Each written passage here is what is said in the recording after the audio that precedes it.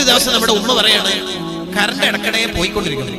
അല്ലെങ്കിൽ എന്താണെന്നറിയില്ല, ഇവിടെ പ്രശ്നങ്ങൾ പലതും ഉണ്ടെന്ന് തോന്നുന്നു. വീട്ടില് മഴ പെയ്തുകൊണ്ട് ഇടക്കിടെ കറണ്ടില്ല.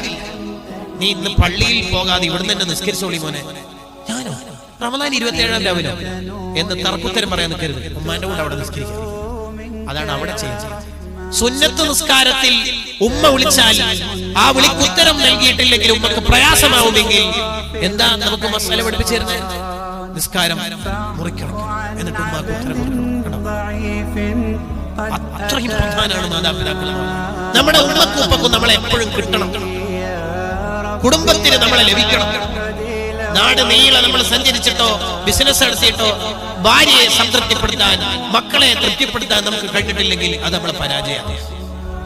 ഉപ്പാക്കും ഉമ്മാക്കും നമ്മളെ കിട്ടുന്നില്ല. ജ്യേഷ്ഠനെ അനുജനെ പെങ്ങളെ വിളിച്ചിട്ട് പറയാം, ഞാൻ കുറെ തിരക്കിലാണ്, നീ ഉപ്പാനുമാനും വേണ്ട പോലെ നോക്കി